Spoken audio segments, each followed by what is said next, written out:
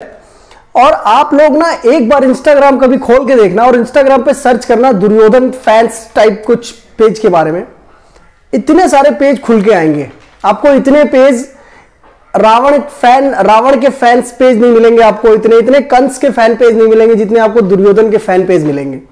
तो मैंने सोचा ऐसे लोगों को एक्सपोज करने की बहुत जरूरत है जो दुर्योधन के फैन है और दुर्योधन को महान बताने की कोशिश कर रहे हैं।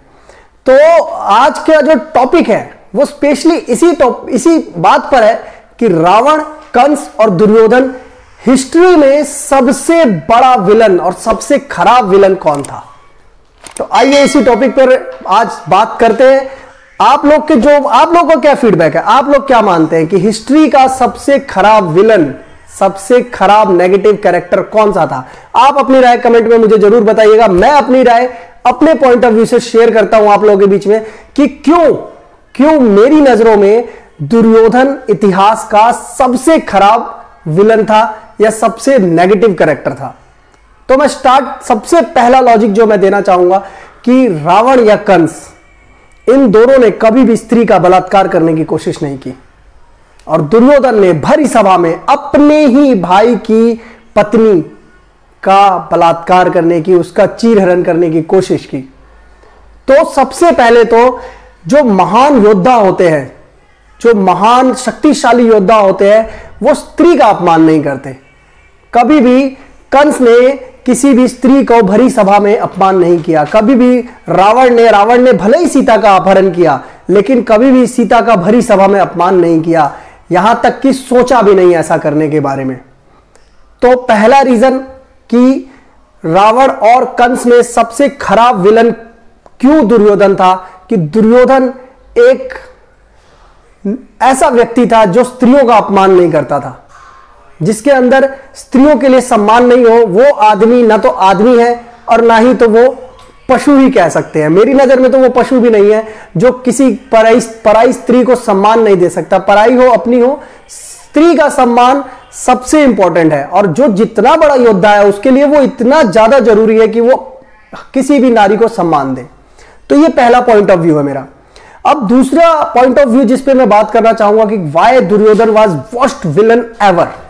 Second point of view, Ravan ने अपने शत्रु को मारने के लिए कुछ भी ऐसा नहीं किया जैसा दुर्योधन ने षड्यंत्र रचा।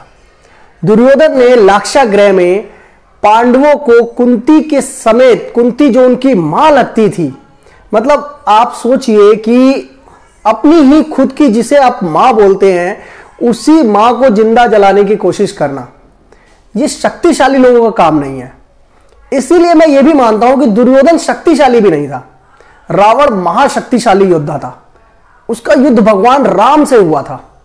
कंस एक शक्तिशाली योद्धा था, उसका युद्ध कृष्ण भगवान से हुआ था।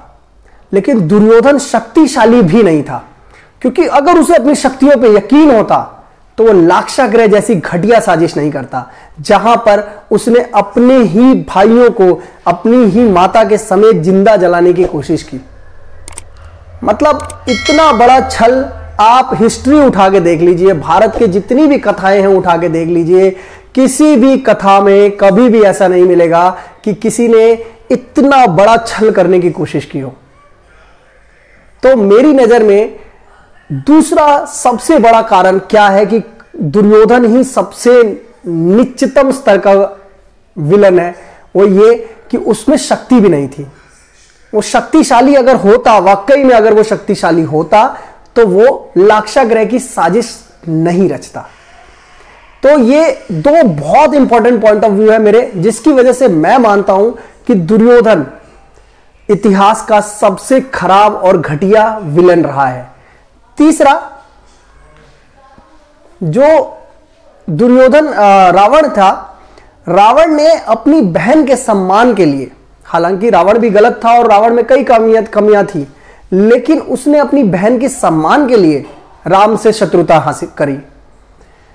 कंस ने अपने आप को जिंदा रखने के लिए, मैं कहता हूं उस सिचुएशन में मे भी कोई भी भटक भी सकता है 2 मिनट के लिए कि यार मैं जिंदा ही तभी रहूंगा जब ये मरेगा, तो आकाशवाणी हो गई कि कृष्ण ही तुम्हारा वध कर देगा, तो खुद को जीवित रखने के लिए उसने कृष्ण से दुश्मनी की।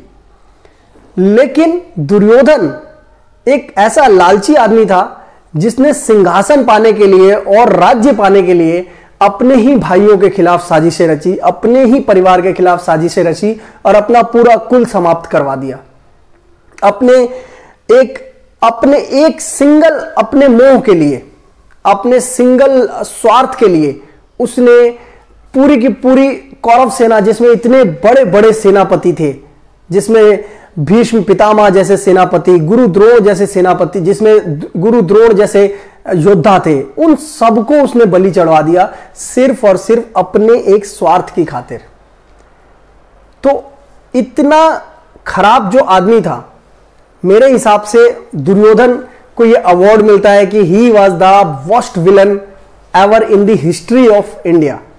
लेकिन दुर्भाग्यवश पता नहीं क्या कलयुग का प्रकोप है कि ऐसा नहीं कि वो जो फैन पेज है वो किसी और धर्म के लोगों ने बना रखे हैं, वो हिंदू धर्म के लोगों ने और हिंदू धर्म फॉलो करने वाले लोगों ने, ज्यादा ज्ञानी लोगों ने वो फैन पेज बना रखे हैं, जिसपे पूरी की पूरी मतलब दुर्योधन की गाथाएं हैं, राजा दुर्योधन, दादा दुर्योधन। तो it's time to expose such महाज्ञानी पीपल्स, क्या बोले ऐसे लोगों को। और ये मेरा पॉइंट ऑफ व्यू है कि मैं इतिहास का सबसे खराब विलन दुर्योधन को मानता हूं।